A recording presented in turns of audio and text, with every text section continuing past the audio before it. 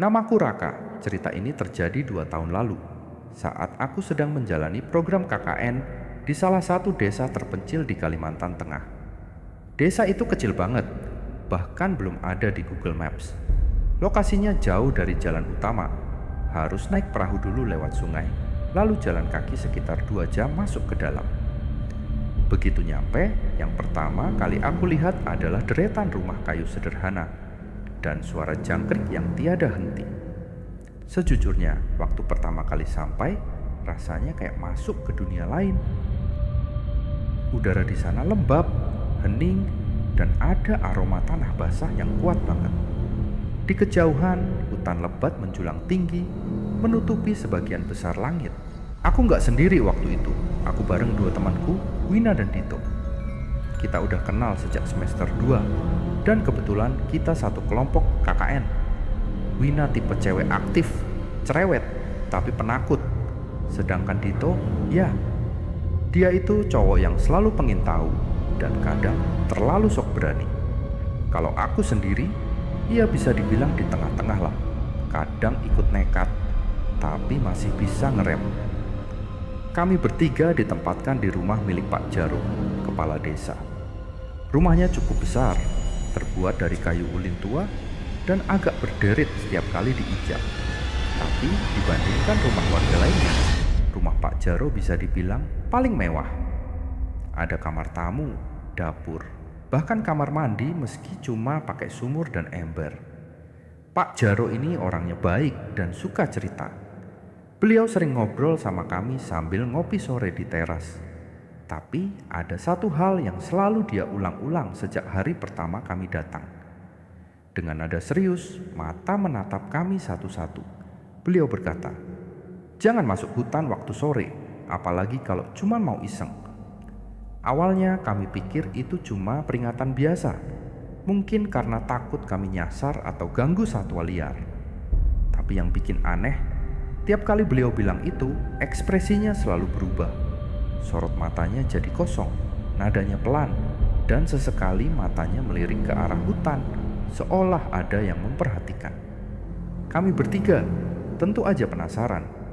Wina sih langsung setuju buat nggak neko-neko. Tapi Dito, dia justru makin tertarik. Dia bilang, "Raka, kalau nggak boleh, berarti ada sesuatu yang disembunyikan, bro. Dan biasanya yang disembunyikan itu yang paling menarik." Aku cuma geleng-geleng, tapi jujur, dalam hati aku juga mulai mikir yang aneh-aneh. Hari-hari pertama di desa berjalan biasa aja. Kami bantu warga bersihin balai desa, ngajar anak-anak kecil baca, dan sesekali ikut ke ladang bantu panen. Warga di sana ramah, tapi ada satu hal yang aku sadari. Gak ada satupun dari mereka yang berani berada di luar rumah pas matahari mulai turun. Sekitar jam 5 sore, semua aktivitas langsung berhenti.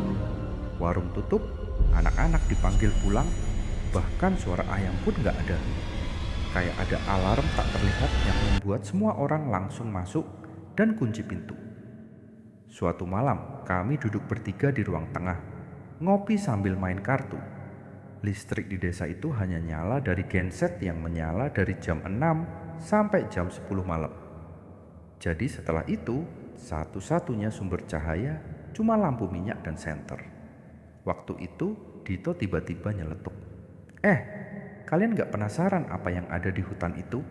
Wina langsung pasang muka tegang. "Dito, jangan mulai deh. Aku udah gak enak dari hari pertama di sini." "Lah, kamu takut terus. Namanya juga eksplorasi. Kita kan konten kreator juga.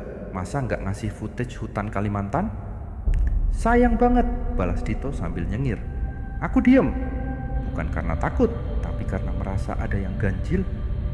Sore tadi, waktu aku bantu angkut air di sumur belakang rumah, aku sempat dengar suara kayak bisikan dari arah hutan. Nggak jelas, tapi kayak ada yang manggil. Malam itu aku susah tidur. Suara hutan terlalu nyaring, jangkrik, kodok, dan sesekali suara ranting patah. Sekitar jam 2 pagi, aku bangun karena haus. Aku turun ke dapur ambil air, dan saat itu aku ngelihat Dito lagi duduk di tangga belakang rumah, menghadap ke hutan. Diam aja. Nggak ngapa-ngapain. Aku hampiri pelan-pelan. Dit, ngapain di situ? Dia noleh, pelan banget. Enggak, cuma ngeliat aja. Kayak ada yang manggil tadi. Aku merinding, tapi aku tahan.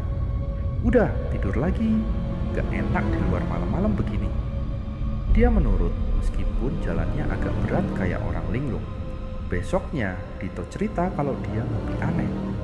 Dalam mimpinya, dia berdiri di tengah hutan dan ada perempuan berambut panjang berdiri membelakanginya, menyanyikan lagu yang dia gak ngerti bahasanya. Tapi anehnya, Dito bilang dia suka suara itu. Menenangkan, kayak bikin nyaman. Sejak itu, aku makin yakin. Hutan di desa ini gak biasa. Hari ke-7 kami di sana, Dito ngajakin masuk ke hutan. Dia bawa kamera, senter, dan makanan ringan. Wina jelas nolak. Tapi akhirnya dia ikut juga karena gak mau kami berdua masuk sendirian. Aku sempat bilang ke Dito, kalau ada apa-apa, gue gak tanggung jawab ya. Dito cuma ketawa, santai, kita cuma jalan bentar kok, gak jauh. Kami masuk sekitar jam 4 sore, padahal jelas-jelas Pak Jaro udah larang. Tapi dasar anak muda, makin dilarang makin penasaran. Awalnya, hutan terasa biasa aja. Tapi makin dalam, suasana berubah. Cahaya matahari makin redup, meski belum jam 5. Dan suara burung pelan-pelan hilang, diganti suara angin yang seperti berbisik di telinga. Aku sempat bilang, udah yuk, balik, udah sore. Tapi Dito tetap lanjut, sampai akhirnya dia berhenti dan jongkok. Di bawah akar pohon besar, dia nemuin botol kecil, terikat tali rotan, dan berisi rambut halus yang mengkilat. Ada aroma wangi keluar dari botol itu. Wina langsung mundur. Raka, bawa dia keluar sekarang juga. Ini bukan benda biasa. Aku juga ngerasa ada yang aneh. Tapi Dito malah senyum. Ini bulu perindu bro, gue pernah baca. Buat pengasihan. Gila, kita nemu jimat asli di tengah hutan. Aku tarik lengannya. Udah, jangan diambil, balikin aja. Tapi dia kekeh bawa pulang. Waktu kami balik ke rumah, langit udah gelap. Warga desa pada ngeliatin kami dengan pandangan tajam. Ada ibu-ibu yang langsung tutup jendela begitu lihat Dito pegang botol itu. Bahkan Pak Jaro langsung nyamperin dan wajahnya berubah pucat. Kalian masuk hutan? Tanyanya pelan. Dito masih dengan santainya bilang iya. Dan waktu dia nunjukin botol itu, tangan Pak Jaro langsung gemetar. Anak muda, kalian gak tahu apa yang kalian bawa pulang. Dan malam itu, semuanya mulai berubah. Wina masuk ke kamar, bilang mau istirahat. Tapi aku tahu dia masih syok. Aku dan Dito duduk berdua di ruang tengah. Dia masih megang botol itu, muter-muter di tangannya sambil ngeliatin isinya. Lo beneran gak ngerasa apa-apa dari barang itu? Tanyaku pelan. Dito cuma ngangguk. Enggak, tapi entah kenapa gue ngerasa tenang, kayak adem gitu tiap ngeliat ini. Aku diam. Ada hal yang aneh. Biasanya Dito gak terlalu tertarik sama hal mistis. Tapi sekarang cara dia lihat botol itu beda. Kayak orang lagi jatuh cinta. Malam itu sekitar jam 1 aku kebangun karena dengar suara bisikan. Lirih. Suaranya lembut banget tapi jelas. Ada yang nyebut nama Dito. Awalnya aku pikir cuma mimpi. Tapi ketika aku buka mata, aku sadar suara itu berasal dari luar jendela. Aku bangun pelan-pelan, ngendap ke arah jendela, dan pelan-pelan mengintip dari balik tirai. Gak ada siapa-siapa, tapi daun-daun pohon di luar rumah bergoyang pelan padahal gak ada angin. Aku balik ke kamar dan coba tidur lagi. Tapi baru 15 menit terbahan, Dito gedor pintu kamar. Rak, lo dengar suara tadi gak? Aku buka pintu, muka dia pucat, matanya merah. Suara perempuan manggil gua. Dia manggil gue dari luar jendela. Aku langsung narik dia masuk. Udah, tidur di sini aja. Lo taruh tuh botol di luar. Gue serius. Dia ngangguk. Tapi waktu dia naruh botol itu di pojok ruangan, kami berdua dengar suara pelan banget, kayak napas berat dari arah botol itu. Kami saling pandang, diem, gak ada kata. Tapi aku tahu malam ini sesuatu udah berubah. Dito tidur di kamar gua malam itu. Tapi dia gelisah. Sepanjang malam dia bolak-balik, kadang meracau sendiri. Bilang, dia datang, dia cantik banget, dia milik gua. Pagi harinya Dito bangun dengan wajah yang bukan seperti biasanya. Matanya sembab dan dia gak banyak ngomong. Wina yang masuk ke kamar dan lihat keadaan kami langsung nanya, "Kalian kenapa?" Aku ceritain semua. Wina langsung panik, minta kita buang botol itu. Tapi waktu kami cari di pojok kamar, botol itu udah gak ada. Kami cari di seluruh ruangan, sampai ke dapur, ke kolong tempat tidur, gak ada. Dito sendiri kayak orang linglung. Dia duduk di kursi, matanya kosong, dan dia bisik pelan, "Dia udah masuk." Hari itu suasana berubah total. Dito gak nafsu makan, Wina terus-terusan baca doa. Dan aku ngerasa kita udah nyentuh sesuatu yang seharusnya gak kita sentuh. Dan semua itu dimulai dari satu benda kecil yang menggoda. Pagi itu suasana rumah kami rasanya kayak beda dari biasanya. Matahari emang bersinar, ayam berkokok seperti biasa. Tapi entah kenapa udara di dalam rumah kayak lebih dingin dari biasanya. Suasana hening, gak ada obrolan, gak ada suara tawa kayak biasanya waktu kita sarapan bareng. Dito duduk sendirian di kursi panjang dekat jendela, matanya merah, kayak orang yang kurang tidur atau habis nangis semalaman. Aku nyamperin dia pelan-pelan, bawa segelas teh hangat. Tapi dia cuma ngeliatin keluar jendela. "Dit, lu gak apa-apa?" tanyaku sambil duduk di sebelahnya. Dia ngangguk pelan, tapi ekspresinya kosong. Beberapa detik kemudian dia buka suara. Suaranya lirih banget, nyaris kayak bisikan. Dia datang lagi tadi malam, dalam mimpi. Tapi rasanya nyata banget, Ra. Dia duduk di samping gua, rambutnya panjang sampai nyentuh lantai, kulitnya putih pucat, matanya kosong. Dia bilang, "Kamu udah manggil aku bakal jadi milikmu, tapi kamu juga harus jadi milikku." Aku langsung merinding dengar itu. Dito gak pernah ngomong seaneh ini sebelumnya. Wina yang dari tadi berdiri di ambang pintu langsung nangis pelan. "Udah kan, aku udah bilang, jangan bawa pulang barang itu, sekarang kita semua kena." Aku coba nenangin mereka, walau dalam hati aku sendiri juga udah mulai panik. Aku inget banget malam sebelumnya aku sempat dengar suara langkah di luar rumah, kayak ada yang berlari kecil mengelilingi rumah kami. Tapi waktu aku cek lewat celah jendela, nggak ada apa-apa, cuma pohon-pohon bergoyang pelan.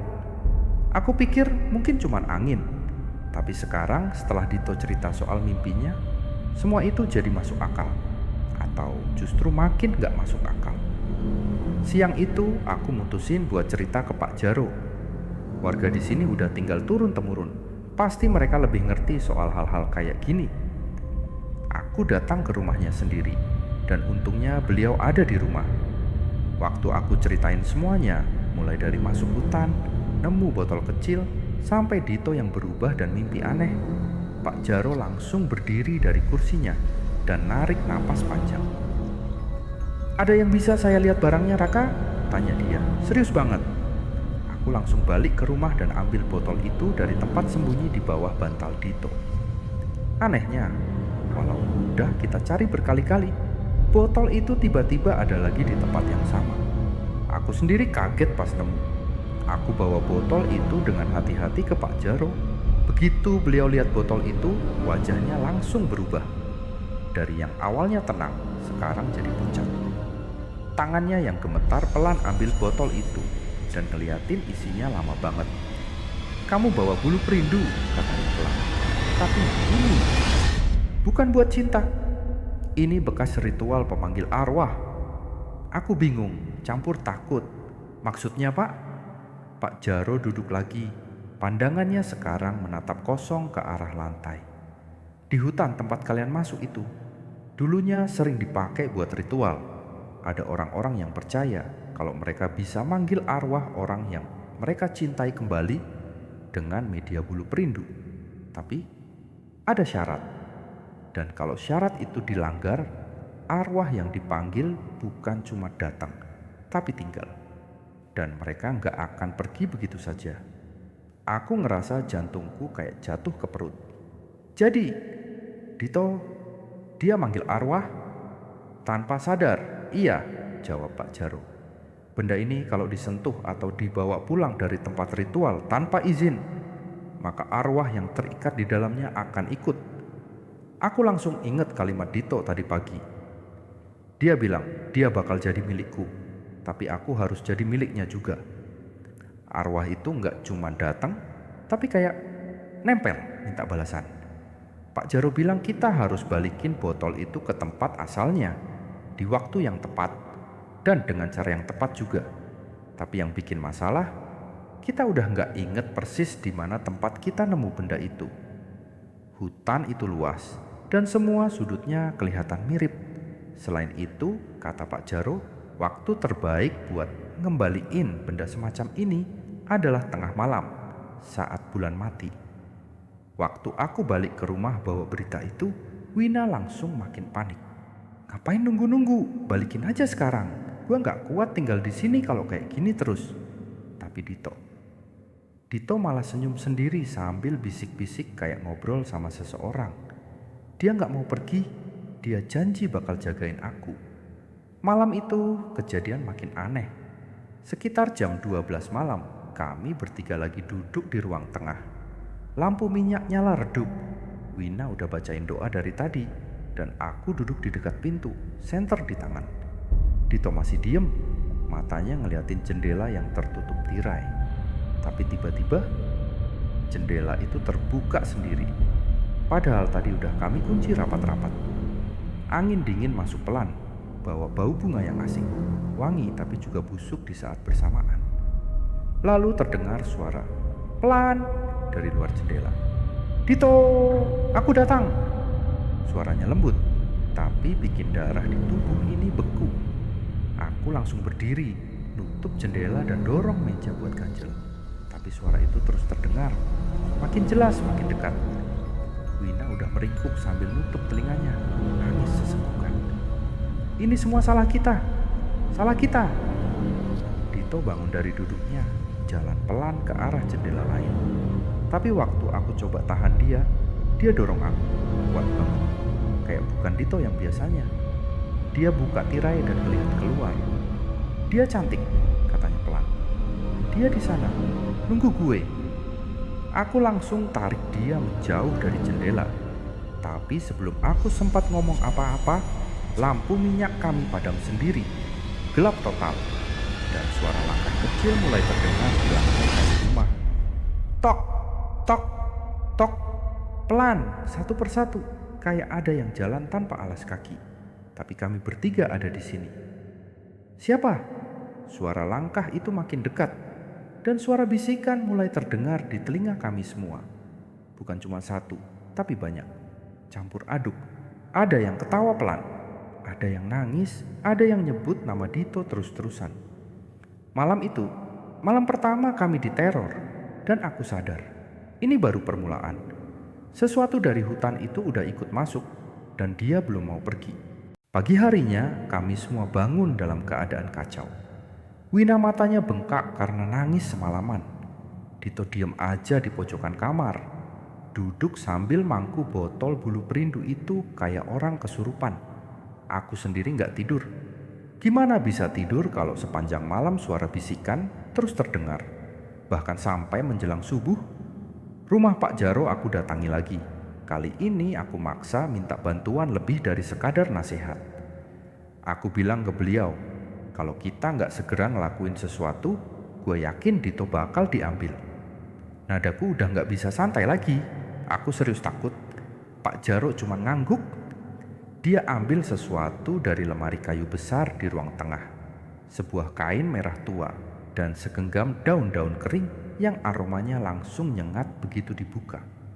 Lalu beliau bilang, malam ini bulan mati, ini satu-satunya kesempatan kalian. Kalian harus balikin benda itu ke tempat dia ditemukan. Aku menggeleng. Kita udah lupa tempat pastinya, Pak. Pak Jaro diam sesaat lalu menatapku dalam-dalam. Arwah itu tahu dia akan tunjukkan jalannya, tapi ada syarat. Jangan berpaling, jangan jawab panggilan, dan jangan bawa apapun keluar dari hutan, apapun bentuknya. Sore itu, kami bertiga, aku, Wina, dan Dito berangkat masuk ke hutan. Pak Jaro nggak ikut. Katanya ini harus kami selesaikan sendiri, karena arwah itu udah terikat langsung sama Dito. Sebelum masuk, beliau bacain semacam doa panjang sambil mengikatkan tali merah di pergelangan tangan kami. Katanya itu buat perlindungan. Udara di hutan waktu malam beda banget. Lebih sunyi, tapi juga lebih berat.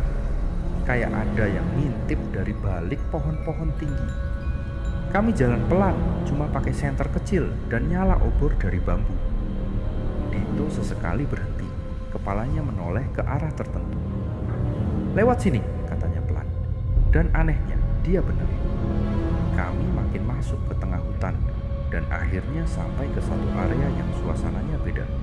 Lebih dingin, lebih lembab, dan penuh bau kemenyan yang entah dari mana asalnya. Di sanalah kami nemu semacam pohon besar, dan di sekelilingnya banyak tali-tali rotan yang udah kering tergantung di dahan pohon. Dito berdiri, lalu dia jongkok dan mulai nangis. Aku nggak mau ninggalin dia, bisiknya. Dia bilang dia nggak jahat, dia cuma sendiri, cuma butuh teman. Aku langsung meraih botol kecil itu dari tangannya, tapi dia genggam erat banget. Aku nggak mau maksa, takut dia makin kerasukan atau malah nyerang kami. Tapi Wina, yang dari tadi diam aja, akhirnya maju dan pelan-pelan pegang bahu Dito. Dito, kamu masih punya kami. Kamu gak sendirian, kamu gak perlu dia. Air mata Wina jatuh ke tangan Dito. Dan anehnya, Dito langsung lemes. Botol itu akhirnya lepas dari tangannya. Dan aku langsung taruh di bawah pohon besar itu, persis di tempat yang kelihatannya jadi pusat ritual dulu.